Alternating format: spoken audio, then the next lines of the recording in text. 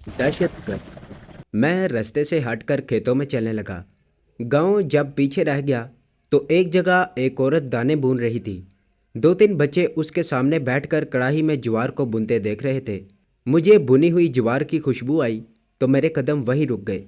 मैं एक जगह बैठकर बच्चों के वहां से चले जाने का इंतज़ार करने लगा। जब बच्चे अपनी अपनी झोलियों में भुनी हुई ज्वार के दाने डलवा कर चले गए तो मैं दाने भूनने वाली औरत के पास आ गया। मैंने पंजाबी में कहा, बहन जी, 4 आने की ज्वार भून दो। उसने मेरी तरफ देखे बगैर झोले में से ज्वार के दानों की 3 मुट्ठियां कढ़ाई में डाली और भट्टी में सरकंडे डालकर आग को थोड़ा तेज कर दिया। औरत ना बूढ़ी थी ना जवान। मैं उसके करीब ही ज़मीन पर बैठ गया। उसने एक नज़र मुझे देखा और कढ़ाई की रेत में सरकंडों का बना हुआ झाड़ू चलाने लगी। तुम कहाँ जा रहे हो पुत्र? मैंने कहा, बहन जी, अगले गांव जा रहा हूँ। मैंने यूं ही कह दिया था। उसे मैं ये नहीं बताना चाहता था कि मैं होशियारपुर जा रहा हूँ। सिख लड़के को मैंने बता दिया था क्योंकि वो खुद एक तरफ को चला जा रहा था, मगर ये औरत मुस्तकिल तौर पर वहाँ बैठकर दाने भूनती थी। पीछे से आकर कोई उससे मेरे बारे में पूछ सकता था कि इस हुलिये का नौजवान तो इधर से नहीं गुजरा। इतनी एहतियात मैं गैर अरादी तौर पर कर लिया करता था। वो दाने भून रही थी और मैं उससे इधर उधर की बातें करने लगा। मैंने बातों ही बातों में उससे मालूम कर लिया कि उस तरफ को जो सड़क होशियारपुर को जाती है वो वहाँ से 15-20 कोसों के फासले पर है। ये कुल फासला 25 मील बनता था। इसका मतलब था कि मैं ज़िला जालंधर के शुमाल मशरकी इलाके में काफ़ी अंदर की तरफ निकल आया था। उससे मैंने ये भी मालूम कर लिया कि आगे सोड़ी सिखों का एक बहुत बड़ा गांव है जहां एक गुरुद्वारा भी है। उसके आगे मुसल्लियों के 2 गांव हैं। उसके आगे बड़ी नहर आ जाती है और नहर की दूसरी तरफ बेरवाली का कस्बा है जहां पुलिस का थाना भी है। मैं थाने का सुनकर मोहतात हो गया। मुझे उस तरफ से बचकर आगे जाना था। मैंने बुनी हुई ज्वार पतलून और जैकेट की जेबों में डाली और आगे चल पड़ा। अब खेतों की जगह मैदान था जहां कलर वाली ज़मीन थी जो कलर से सफ़ेदी माइल हो रही थी। थोर की झाड़ियाँ जगह जगह उगी हुई थीं। कुछ फासले पर 2-3 दरख्त एक साथ उगे नज़र आ रहे थे। मैं उन दरख्तों के नीचे आकर बैठ गया। बुनी हुई ज्वार ने मेरी भूख ख़त्म कर दी थी। अब फिर प्यास महसूस हो रही थी, मगर मैं पानी की तलाश में इधर उधर नहीं जाना चाहता था। मैं वहीं काफ़ी देर तक बैठा रहा। जब दोपहर डलना शुरू हो गई तो मैं उठकर फिर चलने लगा। 3-1 मील चलने के बाद एक काफ़ी बड़ा गांव नज़र पड़ा। ये भी ऊंचे टिब्बे पर वाक़ था। उसके एक गुरुद्वारे का गुंबद और जर्द रंग का ऊंचा झंडा दूर से नज़र आ रहा था। ये ज़रूर सोडी सिखों का गांव था।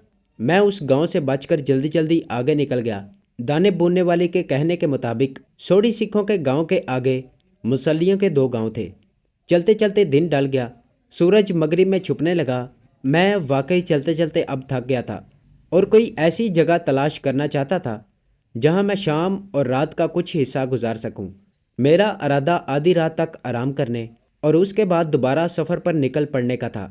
आधी रात के बाद मैं ज़्यादा महफूज रहकर होशियारपुर जाने वाली सड़क तक सफ़र कर सकता था। जब सोडी सिखों का गांव पीछे मेरी नज़रों से ओझल हो गया तो दिन की रोशनी सर्दियों की शाम के धुंधलकों में गुम होने लगी। मुझे अभी तक कोई ऐसी जगह दिखाई नहीं दी थी जहां मैं रात बसर कर सकता। मेरी निगाहें इधर उधर कोई ऐसी जगह तलाश कर रही थी। अचानक मेरी नज़र एक जगह ठहर गई। दूर से हल्के हल्के धुंधलके में ये कोई मकान नज़र आ रहा था। मैं करीब गया तो देखा कि ये एक टूटा फूटा खंडर था। गौर से देखा तो मालूम हुआ कि ये कोई मस्जिद थी जिसके मीनार ढह चुके थे। सिर्फ मेहराब बाकी था जिसके ऊपर की 3 बुर्जियां सलामत थीं। मेहराब के ऊपर छत भी आधी ढह चुकी थी। फर्श पर टूटी हुई ईंटें बिखरी हुई थीं। ये यकीनन कोई मस्जिद थी। मैं हैरान था कि उस मस्जिद को शहीद कर दिया गया था तो इसका आधा हिस्सा कैसे बचा रह गया। बहरहाल जब मुझे इस खंडर के मस्जिद होने का यकीन हो गया तो मैं उसके अकब में आ गया। यहाँ एक कुआं था जिसका चबूतरा भी ढह चुका था। मैंने झांक कर देखा। ये अंधा और वीरान कुआं था। कभी इसके पास बैठकर नमाजी वज़ू करते होंगे, मगर अब वहाँ ना कुआं था ना मस्जिद थी और ना वो नमाजी ही बाकी रहे थे। ज़रा पीछे गया तो ये देखकर हैरान भी हुआ और खुश भी हुआ कि कीकर और दरेक के पतले पतले दरख्तों के नीचे एक छोटी सी नदी जो नाले की शक्ल की थी बह रही थी। मैं वहीं बैठ गया। पानी चुल्लों में भरकर पिया। पानी ठंडा और मीठा था। آگے کچھ کھیت تھے، شاید پیچھے کہیں ریٹھ لگا ہوا تھا، اور کھیتوں کو سراب کرنے والا یہ پانی اسی ریڑھ والے کنویں کی طرف سے آ رہا تھا۔ میں نے خوب سیر ہو کر پانی پیا اور اسی جگہ بیٹھا رہا۔ اندھیرا دم بدم بڑھ رہا تھا، شام گہری ہوتی جا رہی تھی۔ 3-4 کھیت چھوڑ کر کوئی گاؤں تھا، وہاں 2-3 جگہوں پر روشنی جھلملانے لگی تھی۔ میں نے مسجد میں رات بسر کرنے کا سوچ لیا تھا۔ میں نے نالے کے پانی سے وضو کیا اور شہید مسجد کے کھنڈر میں آ کر 2 نفل پڑھے۔ خدا کے حضور اسلام کی سربلندی اور پاکستان کی سلامتی کے لیے دعا مانگی، اور جیکٹ کے بٹن بند کر کے آدھی ٹوٹی چھت کے نیچے محراب کی ایک طرف ہو کر اندھیرے میں دیوار سے ٹیک لگا کر بیٹھ گیا۔ بٹن اس لیے بند کر لیے تھے کہ جیسے جیسے رات ہو رہی تھی سردی بڑھنے لگی تھی۔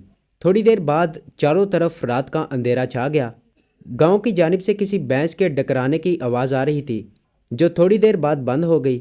میں وہیں زمین کو صاف کر کے لیٹ گیا۔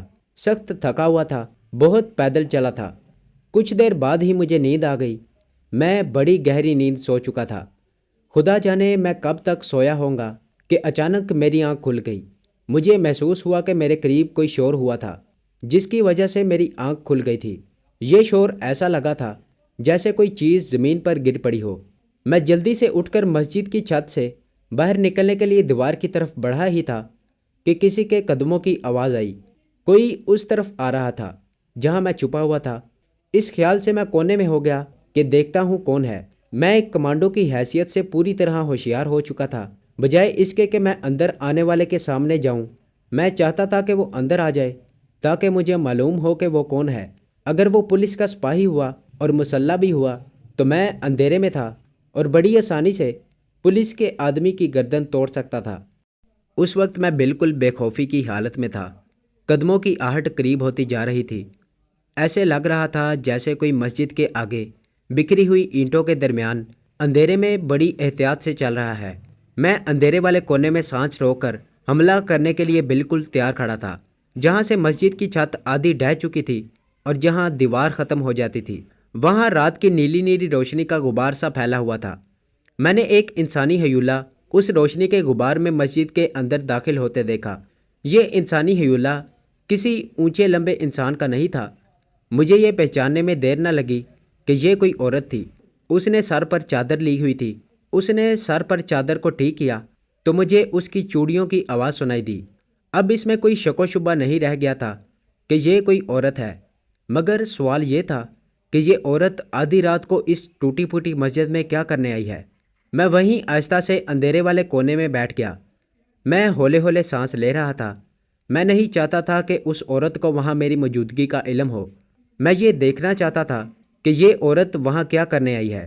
مسجد کی آدھی چھت ٹوٹی ہوئی ہونے کی وجہ سے عورت کے آس پاس ستاروں کی رات کی ہلکی نیلی روشنی پھیل رہی تھی۔